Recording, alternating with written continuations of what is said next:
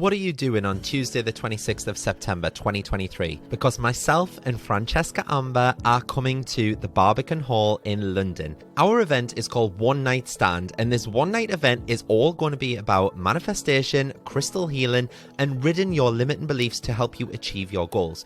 We've curated an immersive experience that will leave you feeling inspired and empowered. Throughout the evening as well, we'll also have interactive exercises, we'll have empowering discussions, and the opportunity to connect with like-minded individuals on a similar journey towards personal growth and manifestation. There'll even be an opportunity for you to ask questions as well. This event is your chance to break free from the shackles of self-doubt and unleash your inner greatness. It's time to release those limiting beliefs that might be holding you back and step into your true potential. And if you want to come on your own, by all means do that. Single tickets are available and seating is totally unreserved, so you can even meet up with your spiritual friends and sit with them as well. Head to @CannyCrystals on Instagram and click the link in my bio. Tickets are limited, so secure your spot and be part of this transformative experience. Don't miss out on the chance to manifest your dreams and achieve your goals. We can't wait to see you there.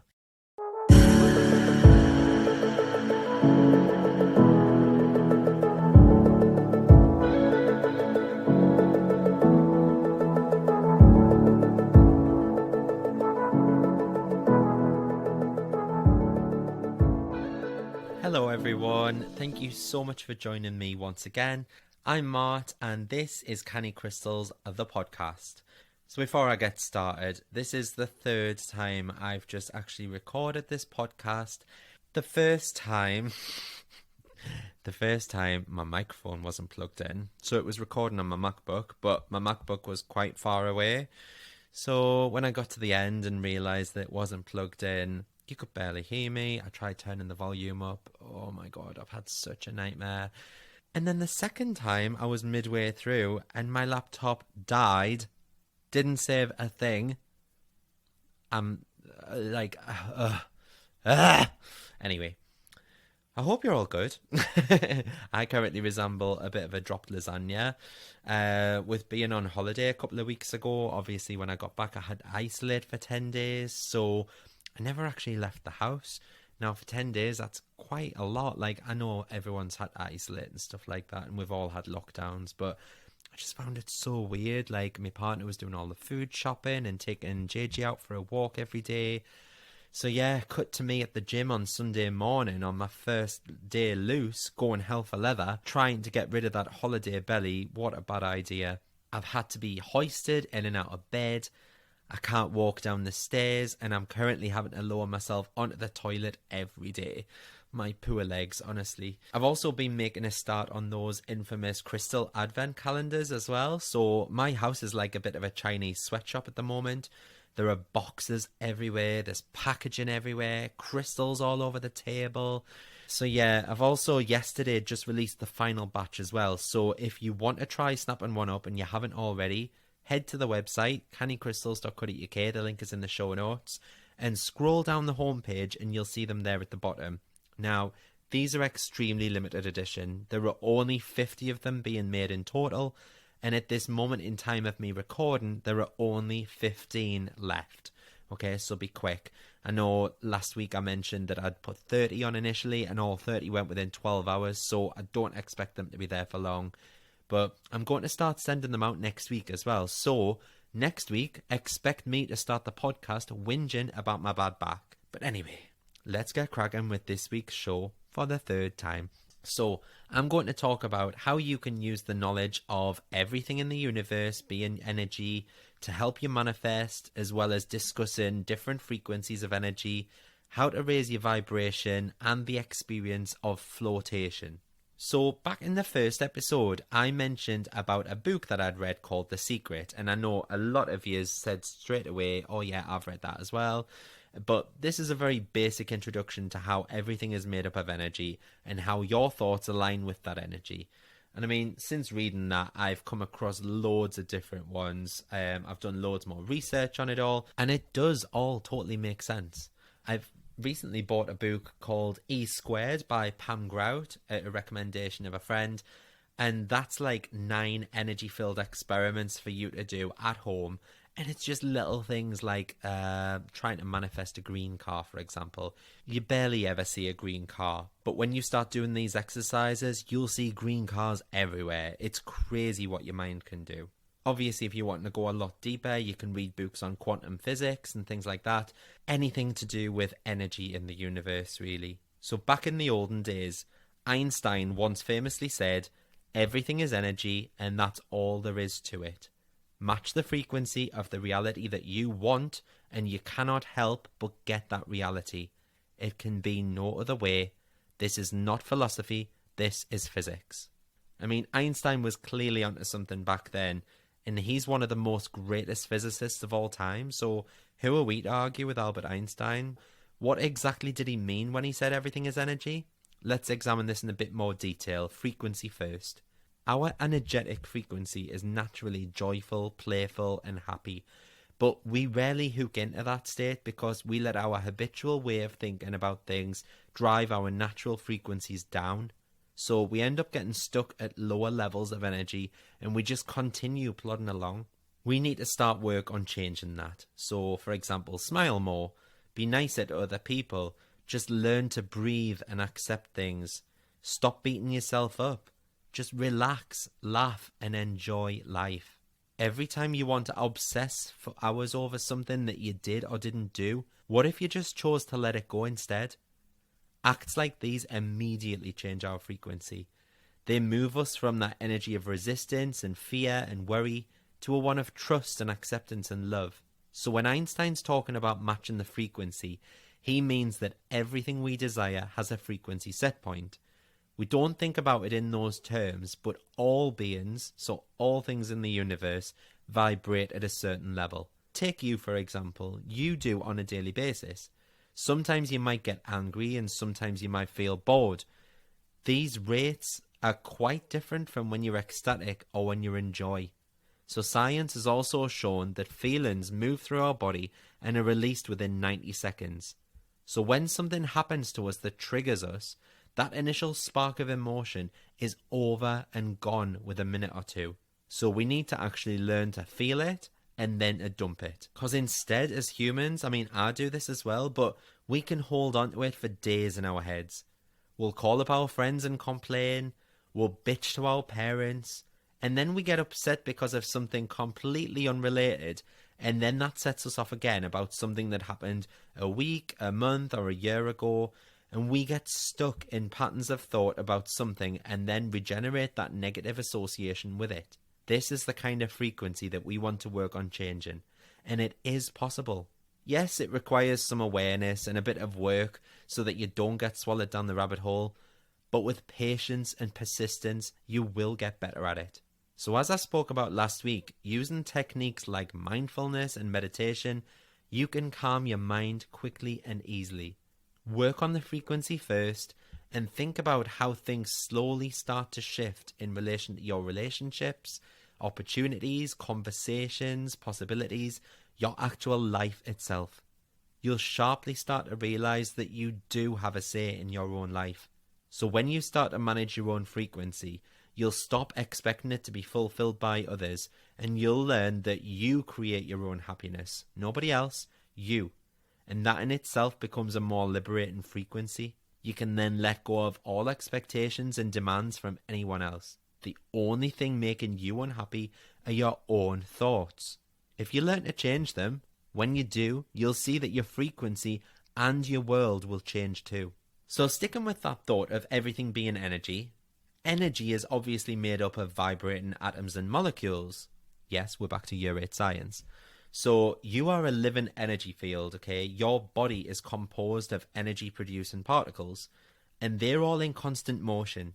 So like everything and everyone else in the universe, you are vibrating and creating energy. If you stuck a microscope on your skin and you zoomed in far enough, I don't know how far because I'm not a scientist, but if you zoomed in far enough, you would begin to see your skin as if it was moving. That movement is you and your body creating that energy. Now, research has shown for a long time that our thoughts and behaviours affect the rhythm in your body. For example, anxious thoughts trigger the release of the stress hormones that stimulate your heart rate to speed up or slow down. And the sound vibrations of music, for example, affect your thoughts and emotions. Vibrational energy experts think that our behavior and thoughts can also alter much smaller rhythms. Vibrational energy experts have also suggested many ways to elevate vibrations in your body and your life. So, for example, let's take breath work. Rhythmic deep breathing is a great way to realign your vibrational energy. Research has shown that slow, controlled breathing can calm your heart rate and stimulate the areas of your brain that influence relaxation, emotional well-being, and calmness. Now, you know as well as I do, if you've had an argument with someone, just going off to the corner of the room, taking a couple of deep breaths in and out through your nose, you feel a hell of a lot better than you did 5 minutes ago. Research has also shown that meditation can change your blood pressure, reduce your pain sensitivity, it can affect your mood, and it's also thought that vibrational energy could help with the symptoms of things like insomnia, anxiety, and depression. So taking time to notice and appreciate what is good in your life is often recommended as a way to raise your vibration. I know I discussed in episode 1 about gratitude, for example, but gratitude is intentional and regularly expressing of gratitude that can enhance your well-being and lower your stress. Even your diet can help you to raise your vibes. Vibrational energy experts say that it's important to eat fresh foods that contain higher energy levels. So healthy foods can increase your vibrational energy. And healthy foods are obviously things like leafy greens, fresh fruits, herbal teas, that kind of thing.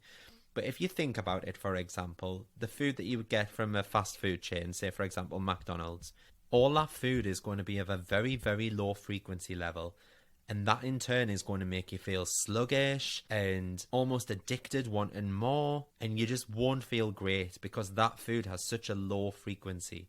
And one of the other things they suggest is just by being outdoors, so to raise or reset your vibrational energy, to get out into nature as often as you can. Exposure to natural sound waves and light waves and green spaces are all believed to benefit you.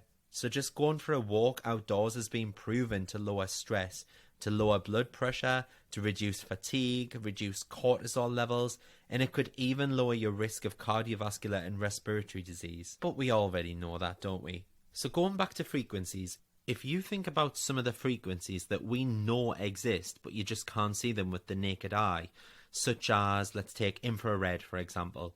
You'll point your remote at your TV, you can press a button, the infrared travels through the air and it changes the channel. So it's definitely worked. You don't see it going through the air though, but the molecules in the air would move out of the way to allow the infrared beam to travel from the remote to the TV. You don't see that with your eyes, but you trust and know that it happens. So take the internet or your mobile phone for example. It used to be wired in the olden days. I say the olden days, I'm talking like 20 years ago when I was younger. I'm not talking about like the 1600s, for example. But yeah, it all used to be wired and all information off the internet would be sent to your device via an Ethernet cable or a modem. And your house phone would get your calls through a wire. Now everything can be done on your mobile. You can open up a website on your phone. You can get text messages, take calls, take video calls, send emails, and this all travels through the air without you seeing any of it with your naked eye. If you can get into this mindset and know that these things are on a frequency that we can't detect, surely you can understand that your thoughts are of a similar frequency. You'll hear your thoughts in your head daily. Nobody else hears them, but does that mean that they only exist inside your head? No, of course not. Your thoughts are flying out into the universe. You just can't see them. Frequencies are magnetic. Whatever frequency those thoughts are that you're putting out, they're what you're going to magnetize like-minded things to. Now, there are thousands of videos on YouTube, even playlists on streaming services like Spotify, for example, of different frequencies that can align you to the different frequency tones. So, for an example, a sound that's played at 40 Hz has been used in Alzheimer's therapy studies to stimulate an increased neural response and fight symptoms of dementia. It's also been linked to gamma brain waves and the stimulation of memory. Another example is that sound that's played at 285 Hz is considered instrumental in the healing of cuts, burns, and other wounds across the body. The 285 hertz sound frequencies are supposed to activate the body into cellular regeneration, encouraging it to heal itself in the event of an injury. Now, this isn't just me spouting shit, okay? This is literal science. And if you want to do some research, hospital radio in the early 1900s used to play the 285 hertz sound frequency over the top of music to help patients recover quicker. I'm full of useless facts. If a simple sound played at a little frequency like that can have that effect on the human body and the brain, then what else is possible? When I'm sat packing orders or relaxing in the bath, even doing the housework, I'll pop on a frequency that'll benefit me in some way. In a similar way to what I spoke about in the last episode about the binaural beats or the affirmations, I'll just pop my headphones in and it blends into the background, but it's still stimulating my mind. And there are frequencies to help you for any situation, to open your mind and body to happiness, for love, abundance, luck, releasing fear or negativity. The potential is limitless. Just like a lie detector can detect frequencies in the body, your body produces certain frequencies when it feels different things. So, for example, positive feelings all give off a frequency of around 400 hertz, and that's things like gratitude, kindness, and then moving up to 500 hertz, you've got things like love, compassion, and joy. And then at 600 hertz, you've got peace and contentment. And ultimately at the top, you've got around 700 and above, which is when you achieve pure enlightenment. So when you compare that to negative feelings, the frequencies are markedly different. So everything positive was 400 hertz upwards. Everything negative is under 5 hertz. So whether that be pain, fear, irritation, pride, jealousy, by feeling these feelings, you're emitting such a low frequency. And some people refer to others like this as mood hoovers or energy vampires, for example. And that's exactly what they're doing to you by you being around them. They're lowering your frequency. So if you surround yourself with high frequency feelings and people that emit high frequency thoughts, you'll attract better things in your life. So next time you try to manifest, whack a frequency on YouTube while you're meditating or visualizing, and I promise you it'll boost your manifestation power so much. There are also various other things that you can use if you want to hear that frequency. So for example, let's take Tibetan singing bowls. You would put one in the palm of your hand and it's just resting on a little cushion, and you have like a beaten gong, and you basically just rub that around the side, and the frequency that that bowl then emits would reach a certain chakra, whichever one it's aligned to, whichever frequency it is, and it would start to heal and repair that. So if it's on the heart frequency, for example, it would send out a repairing noise that would repair your heart and your self-esteem and your love and your compassion, things like that. If you think about monks, for example, monks used to sit there and chant, and they would do that chant, you know, the one I'm on about, like where they would go, Om. That Om would be at a certain frequency. So if they were trying to reach enlightenment, they would Om at a certain frequency. Or you might have seen tuning forks, for example. Some people like to just hit a tuning fork and let that sound and that frequency and that vibration rush across their body and repair them. You will have seen sound therapy and frequencies at some point in your life, but just not knowing what it was. But yeah, try it. See what you think. You might not like it. If you don't like it, you don't have to listen to it. Some people find them really annoying. I know whenever I hit my crystal singing bowl, my partner just rolls his eyes and he says it hurts his head and it goes through him and things like that. But it really, really helps me. So it's just whatever you like and whatever you prefer, really. But give it a try. See if you like it.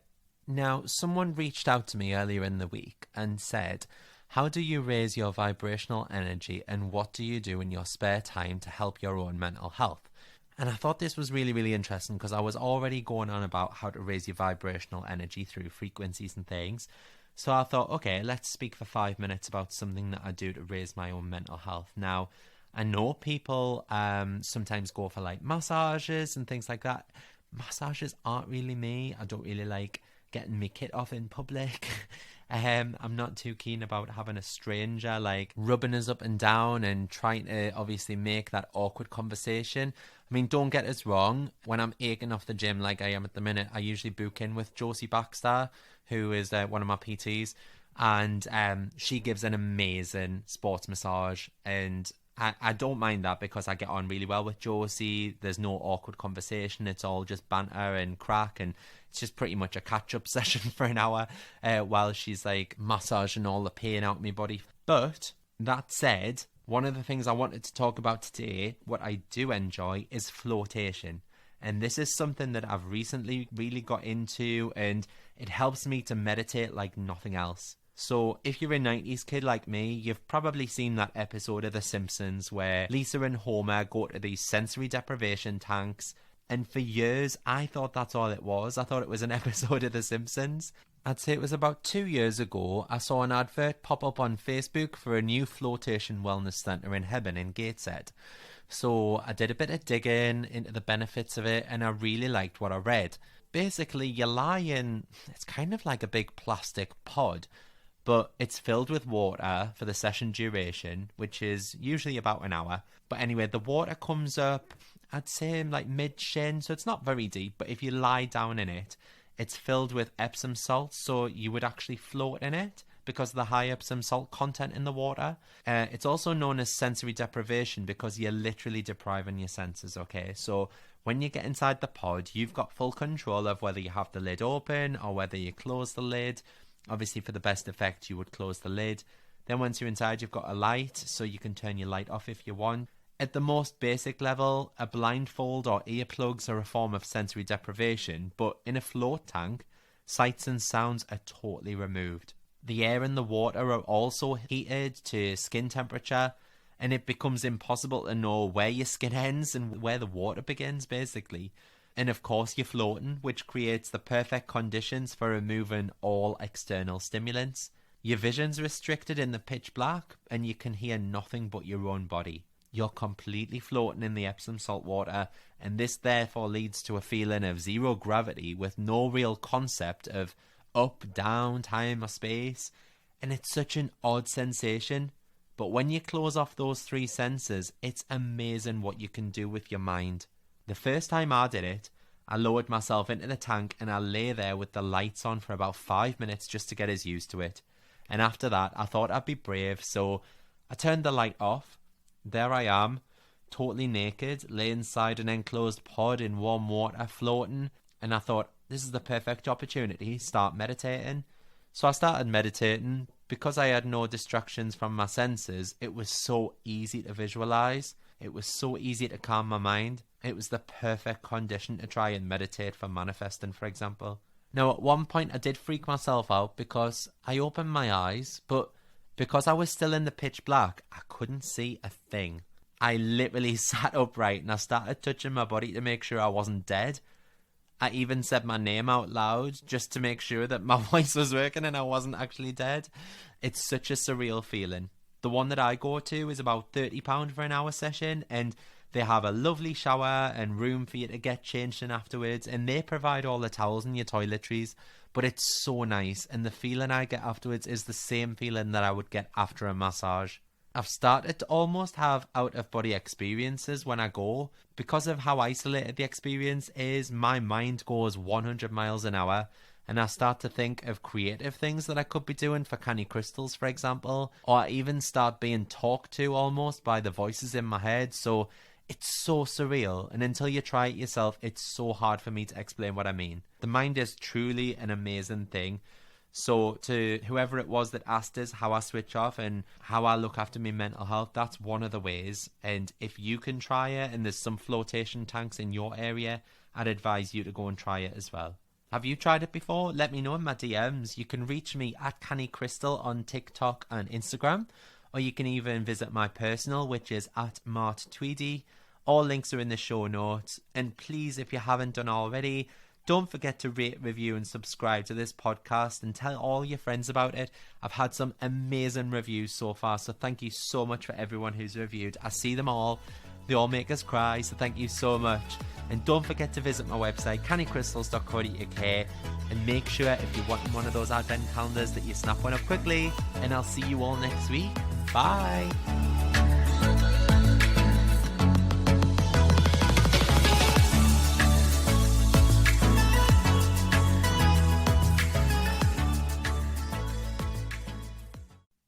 come and join me in the Manifest with Mart community. For just £10 a month, you'll get exclusive access to my app and you'll join all the other beautiful souls in the Canny community, where each day you'll be held accountable to making your dreams and desires come to fruition. You'll also be set daily and weekly challenges, there's a chat room built in so you can talk to people in real time, and you can also pop over any questions that you have in the Q&A forum and I'll answer them for you. It's changing people's lives and we've already had so many people manifesting things in the first 2 weeks alone. Each new moon I'll also be going live within the group on a face-to-face video to help you get the most out of the lunar cycles, as well as answer any burning questions that you have. And these live meetups are so powerful and everyone in the group has had nothing but praise for the safe space that we share. There are very limited spaces for this community, however, just to ensure that I can place my focus on you and nurture you into the ultimate manifester. So if you'd like a spot, please be quick and reserve your seat now. Head to cannycrystalsacademy.co.uk and choose the Manifest with Mart option, where you can get instant access, and what's more, you'll also get access to all of the past recordings and chats too. Join now and start living the life of your dreams.